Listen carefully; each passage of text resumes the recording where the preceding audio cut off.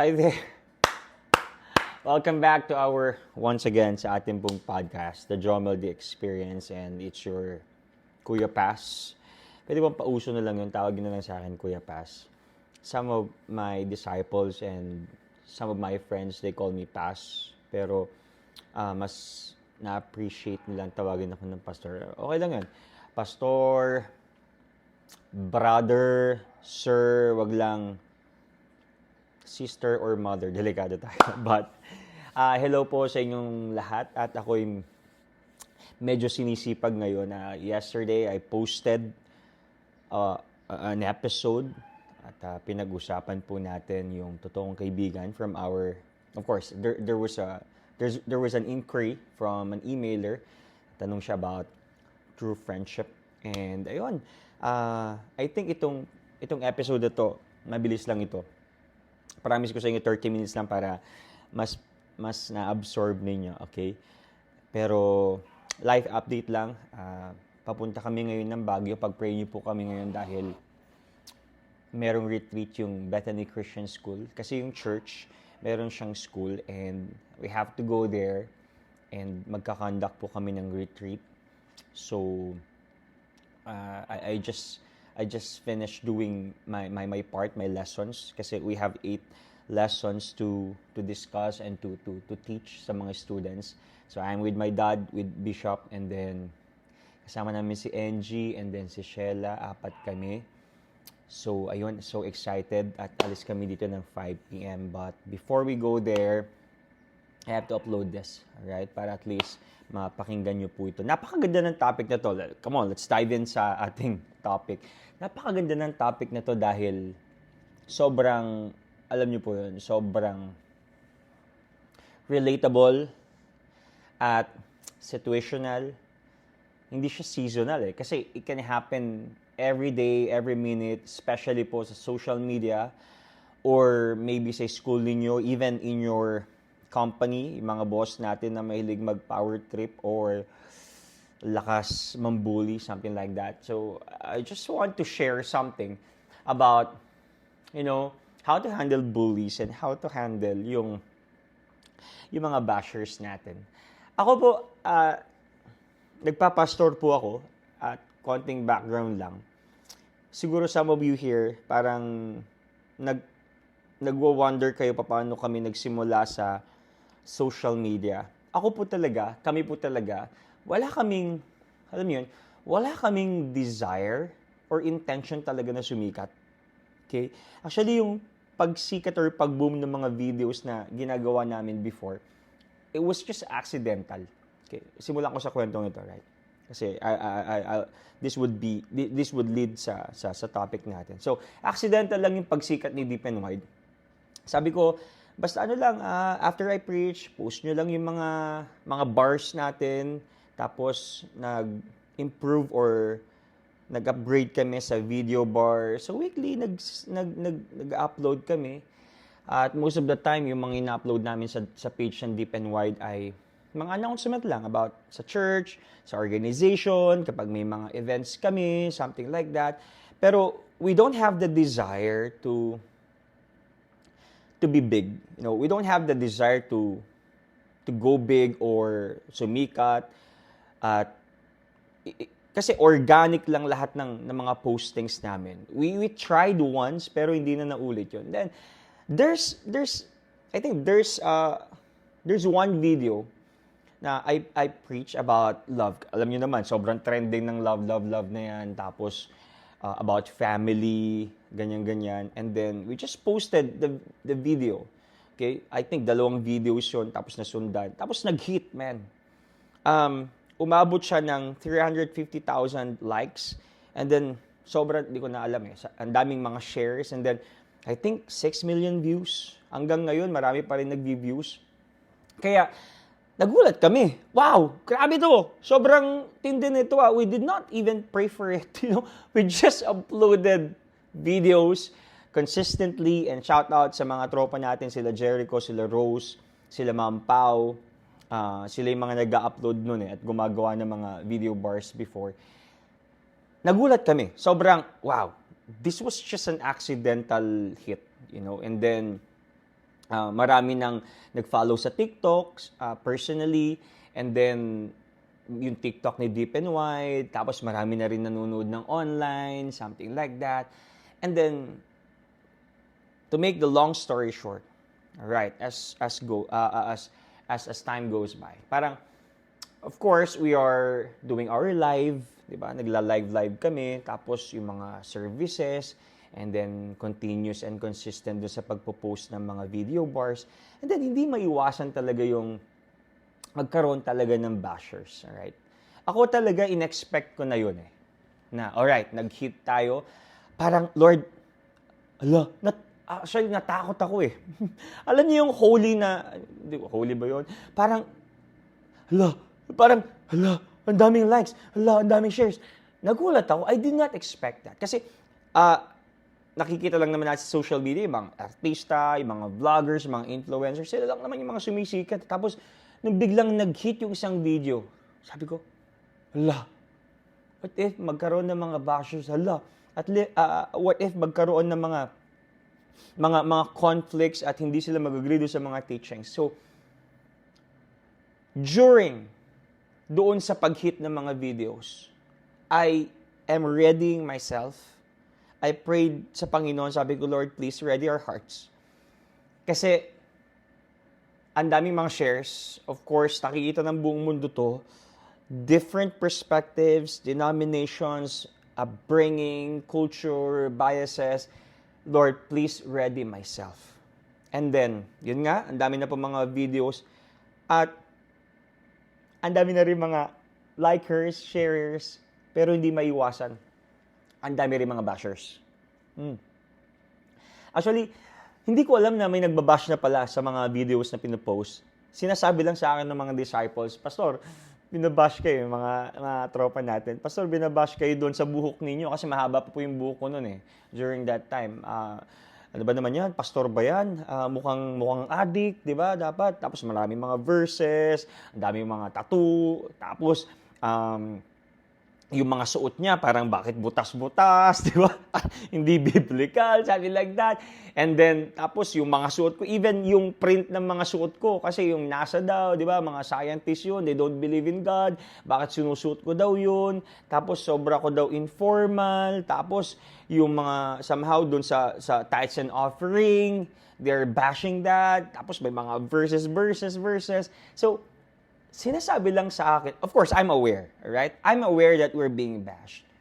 Pero, ang response ko dun is, I don't intentionally see. Of course, may mga times na, alright, sige nga, tignan ko nga sino yung mga nagbabash.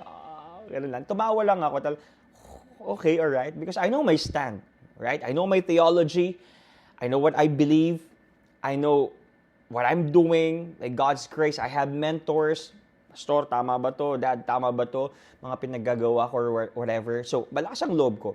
So, there are parts or there are people na nagsasabi sa akin na, Pastor, you're being bashed.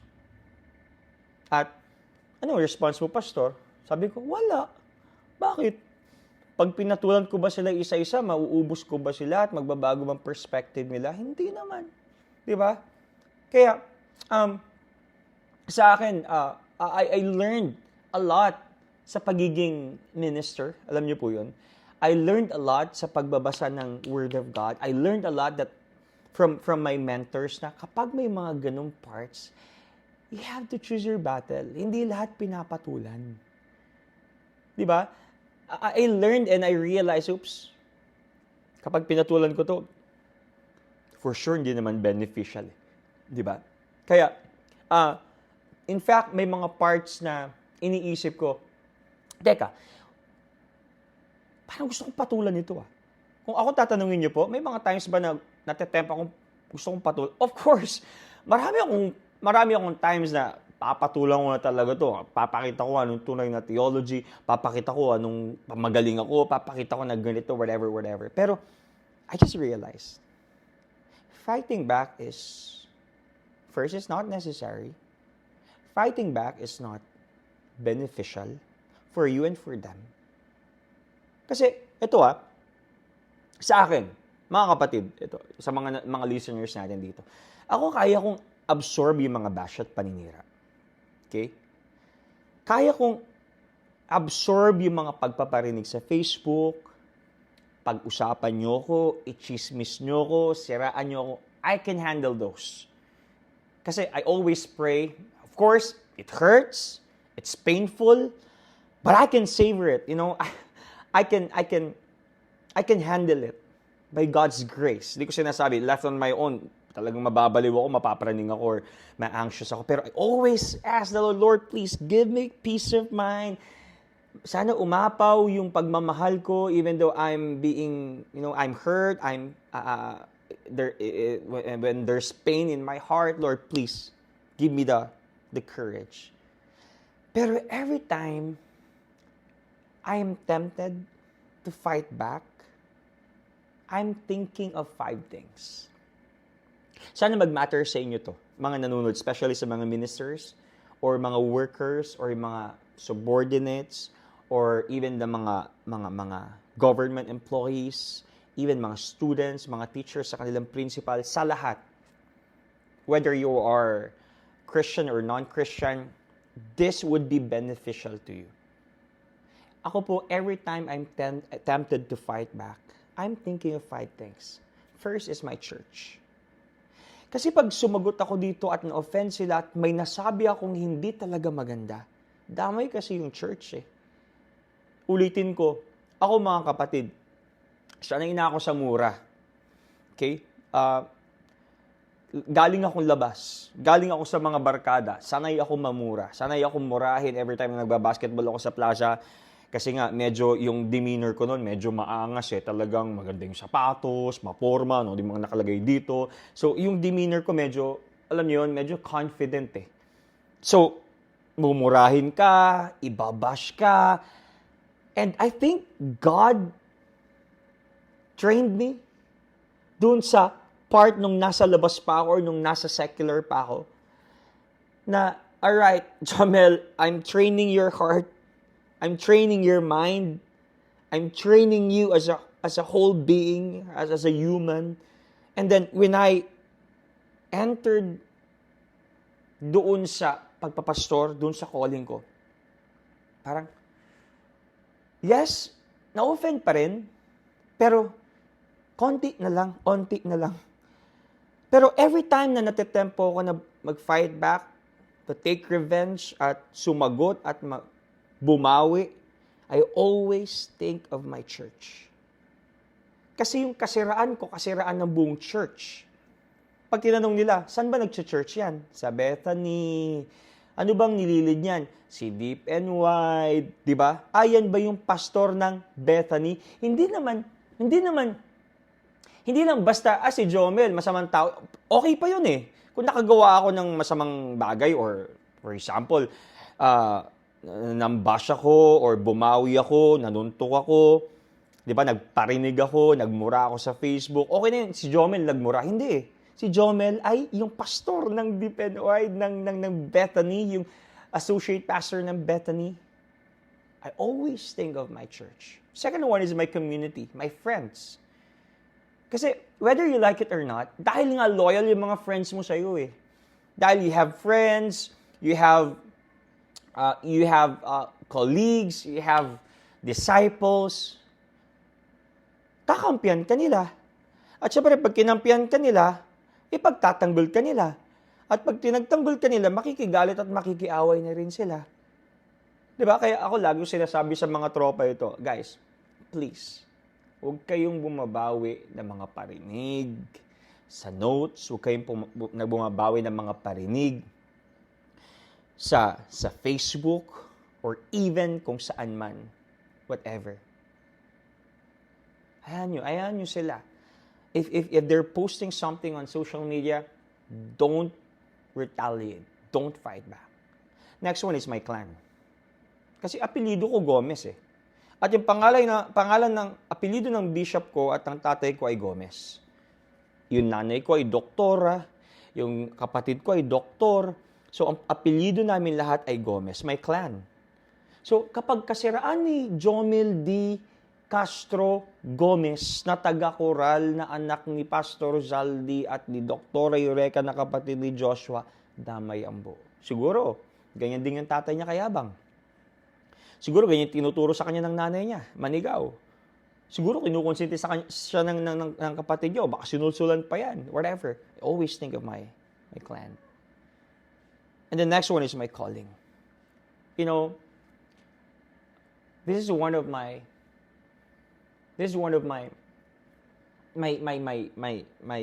alam mo yun, yung parang dinadala ko every time na lalabas ako is my calling, my testimony. You can build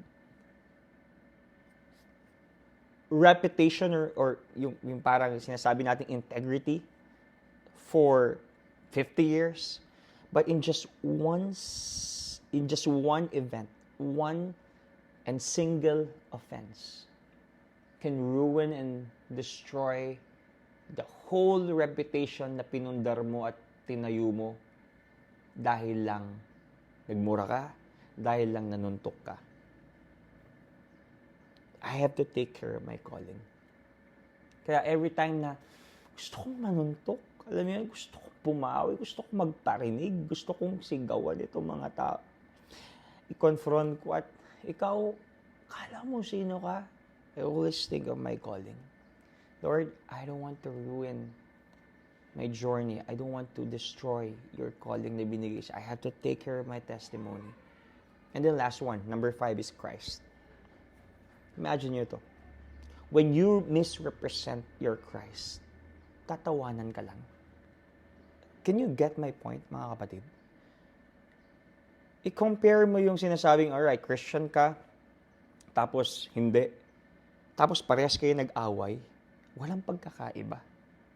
Nagparinig, alam niyo yun, nanuntok, non-Christian and Christian, nag-away, nagbangayan, nagsiraan. It's all the same. So, sasabihin nila, sus, ba't pa ako mag-church yan? Bakit pa ako magiging Christian? Parehas lang din naman pala. That sometimes we misrepresent our Christ. Tama.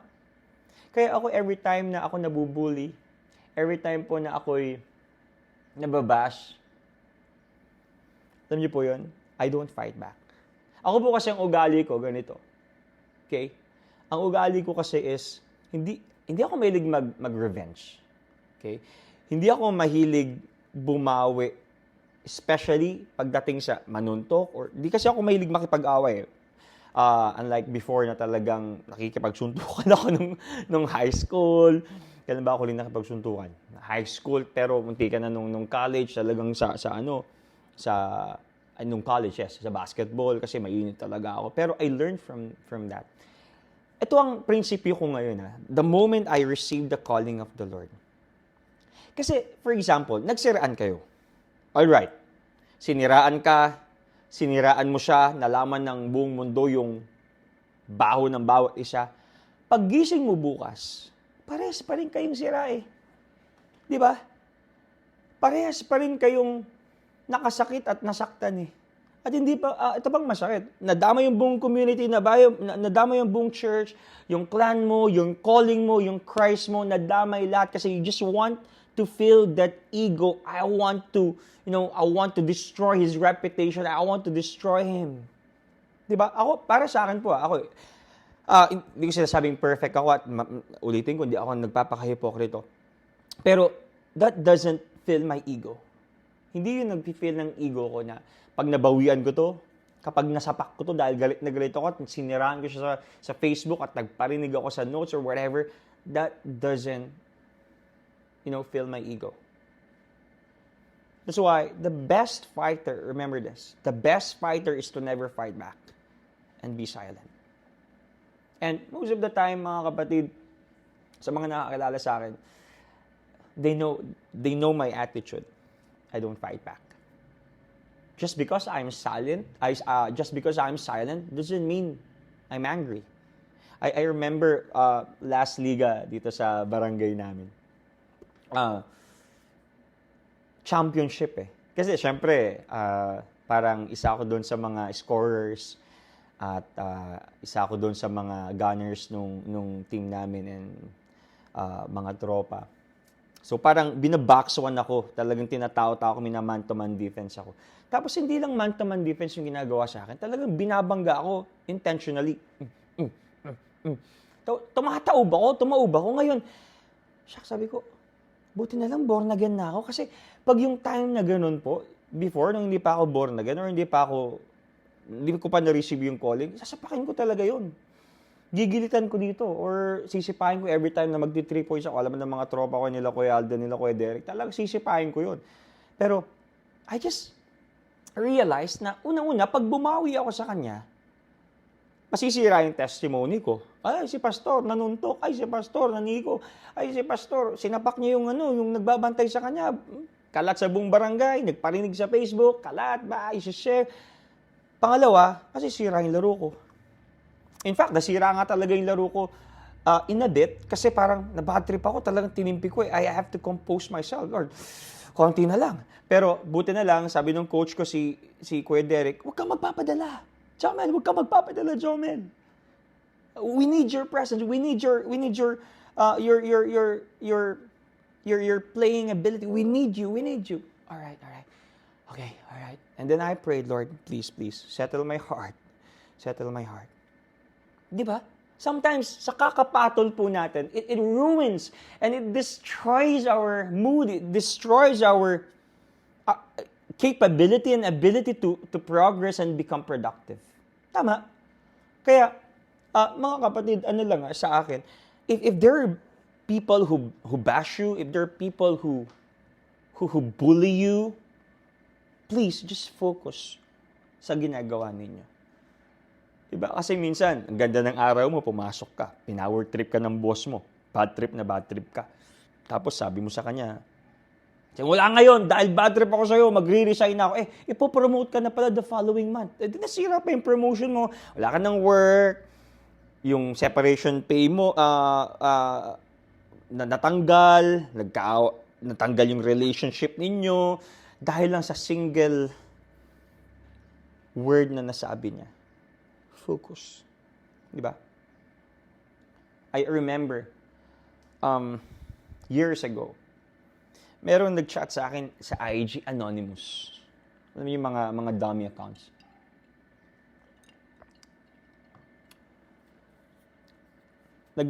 Nag-message siya sa akin. Sobrang sakit nung sinabi. Ganito ka. Sabi ko, wow. I savored it. I prayed for it. Lord, paano ako mag-response? And then, ang una kong response is this. Hey, I don't know who you are, but if I offended you, please forgive me. We can talk in person so that I can say my apology to you in person. But kung hindi na po necessary yun, please forgive me. I'm so sorry if I offended you. I think the best part, if someone is angry sa'yo, ay sorry ka na. Para tapos na. Di ba, may mga taong ganyan yung gusto pang makipag-away. Gusto ko pang makipag-away, pero nag-sorry ka na agad. Wala na siya magawa. Guys, sorry na po ganyan ang mga technique ko pag yung nagagalit si daddy ko sa akin or si mami ko, ma'am, sorry na please. Yung gusto pa nilang manermon, gusto pa nilang magalit, pero dahil nag-sorry ka na, okay na, nag-sorry na Anak, dad, nag-sorry na Ma'am, nag-sorry na Di ba? Sorry. The best response sometimes, at all times, most of the time, is to say sorry and mean it. Be genuine. Ang dami kong natutunan sa ilang years na ba ako nagpapastor? 6 years at 8 years na po akong full-time sa church, pero I was installed 6 years ago, February 11, 2018. But since then, I learned a lot to control my temperament, my temperance, yung self-control, Lord. That is one of my prayers, Lord, my patience. Ayoko pong pumutok. Ako, hindi ko sinasabing hindi ako nagagalit, guys. Nagagalit ako, but in general. Pero yung one-to-one na ikaw walang kaya ka, wala kang utang na loob, bullshit ka. I don't do that. Pag yung general ang kausap ko, lion ako. matapang ako. Okay? Matapang ako. I have to stand up here as your leader. Pero pag yung one-to-one, I'm a lamb. Hindi ko pa ginawa yun na one-to-one kami. Sinigawan ko, ikaw, I don't want to do that and I won't do that. I won't do that. Kaya, ulitin ko, the best fighter is to never fight back and be silent. And, maganda po sa atin dito. Ulitin ko rin, just because I am silent doesn't mean galit ako. Sometimes I try to compose myself. Compose yourself. Sometimes be silent and be quiet. Pray. Pray for your heart and pray for their hearts. Okay? At doon sa part naman ng mga binubuli, pag binubuli kayo, dalawa lang yan eh. For example, yung mga kaibigan ko, minsan binubuli ako eh. Di ba? Yung mga mga senior sa akin na, ganyan, ito, sikat to, ito, ganito to, ito, ano to, blah, blah, blah, blah, blah, blah. Alright. Ako, mag-smile lang ako. Kasi the more na pinapatulan mo, parang, the more na nagpo-provoke sila. Hindi ako ganyan. At sarap mong asarin kapag yung pumapatol ka. Kaya, my technique is, di naman. Di ba? Ganun lang. You have to compose yourself. When you're bullied, or you're being bullied, or being bashed, you have to compose yourself. Di ba? Kasi, kasi ayokong masabi yung ayaw nilang marinig. Or masabi yung mga bagay na hindi ko na may babalik. Kasi words and yung mga galit are like bombs. Bombs. Pag sumabog na yan, hindi mo na may babalik yan, pero marami na tamaan. So, you have to be careful and you have to compose yourself. And second one is, kapag nababash ka, kapag nabubuli ka, remember this. Kasi una, di ba? The best fighter is to never fight back and be silent. Second one is, you have to know your identity. Teka, sino ka ba? Diba? Sino ka ba sa tingin ni Lord? Hindi ko sinasabi na magyabang ka or mag-brag ka dahil anak ka ni Lord or anak ka ng sino man at may position ka. But you have to know your identity. You have to know who you are in Christ. You have to know whose you are. Who you are and whose you are. You are God's beloved. You are God's You are a son of God. Every time He sees you, He's pleased. Diba? So, you have to know your identity. For example, anak ka ng isang milyonaryo, bilyonaryo, tapos sasabihin ka ng isang tropa, ikaw nga, mahirap ka. Hindi. You know that you are rich because your dad is rich. Bakit ako ma-anxious? Bakit ako mawawalan ng saysay ang buhay ko? Magiging hopeless ako if I know that my dad, my father is full of hope, full of love, full of joy, full of peace, full of patience, full of everything to bless me. That is your identity. Alright? That is your identity. Mga kapatid, kapag po kayo ay mga tropa, kapag kayo ay nabubulit, nababash, I don't say na i-ignore nyo siya or ipagwalang bahala. You have to pray for it and you have to compose yourself. Kasi may mga bagay na talagang you have to fix it. You have to confront it. You have to face it. Especially kapag family mo na or yung church mo na, yung Diyos mo na yung natatamaan, you have to fix it. At ito pong ang tanong, at the end of the day, may nanalo ba? Wala, parehas naman natalo eh. Di ba? Last one I want to highlight here is have self-control. Have self-control. Sabi po sa Galatians chapter 5 verse 22 to 23, but the fruit of the Holy Spirit is love, siyam to joy, peace, patience, kindness, goodness, faithfulness, gentleness, and self-control. Yung pinakahuli is self-control. Against such things, there is no law. You know, when you show self-control, you actually show love. Bakit? Kapag may control ka sa iyong emotion, sa iyong buhay, sa iyong self, it seems like you're telling to that guy, to that person, or to that group of people, hey, I'm controlling myself because I still love you. I'm controlling myself because I want to show kindness and goodness. And I want to have peace and gentleness. And I want to be happy and joyful. Di ba kayo nagtataka bakit hinuli yung self-control dun sa fruits of the Holy Spirit? Kasi when you have this self-control, it covers everything. There's love, there's joy, there's peace, there's patience, there's kindness, there's goodness, faithfulness, and gentleness when you have self-control. And sa atin po, mga tropa natin, malapit na tayo matapos, 30 minutes na tayo. You know, if we have self-control, I believe self-control naturally leads to perseverance. Gaya nga ng sabi ko po sa inyo, ako na-train ako sa mundo. Minumura ako, binabash ako, sinisigawan. Harap-harapan talaga. Papasok kami sa dugout. Tatawagin yung mga pangalan namin. Ayan, ganyan lang. Paulman! PI ka! But, you know, self-control naturally leads to perseverance. Kaya ngayon, na-offend, yes. Nagtatampo, yes. Pero hindi na ganun kalala. And sa atin po, as I end this episode, let's value the long-term good instead of the instant gratification of the world. Bakit? Kasi pag lumaban ka agad dahil nasaktan ka, man, isipin mo yung long-term. Sasabi mo yung mga bagay na ayaw nila marinig at mga bagay na hindi mo na maibabalik. At long-term yun, mas asaktan siya, mas lumala, something like that.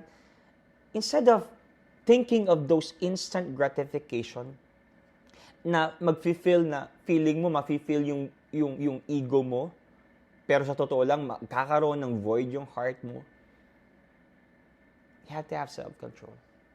Because I believe self-control is a gift that frees us. Di ba? Kapag may self-control ka, ayaw mo ng away, ayaw mo ng retaliation, ayaw mo ng drama, and that frees you. That gives you freedom. That frees you, di ba? That gives you joy. At hindi lang yun. Kapag may self-control ka, it actually frees us to enjoy the benefits of a healthy body. Bakit? Kasi nakakatulog ka ng gabi.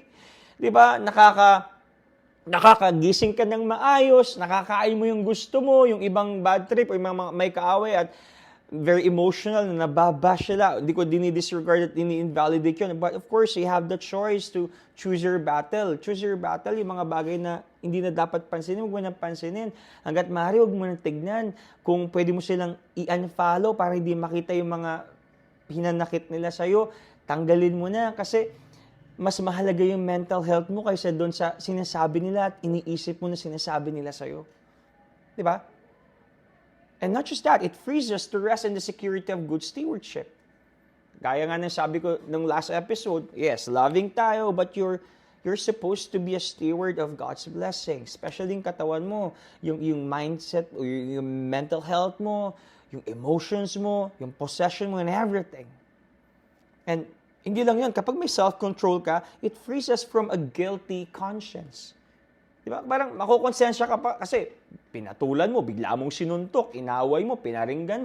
Mas nagkakaroon ng nakukonsensya ka pa lalo, mas nagigilty ka pa eh, di ba? And, you know, ang maganda kapag may self-control, I believe self-control restricts the indulgence of our foolish desires. And we find the hope, liberty, peace, you know, to love and live as we were meant to. So please, instead of retaliating, instead of fighting back, have this self-control. How? Simple lang, as I end. Ask the Spirit to give you the fruit of the Spirit. Simple as that. Ang nagpapalago po ng fruit of the Spirit ay hindi tayo mismo, kundi yung Spirit mismo. Not everyone will respect you. Not everyone will honor you. But you must have the fruit of the Spirit so that you can live to the fullest. All right. So I think we're done with this episode, and thank you so much for joining with us or joining with me dito sa ating episode na to. I'm going to see you again really soon. God bless po. Pray niyo po kami. Mabuhay!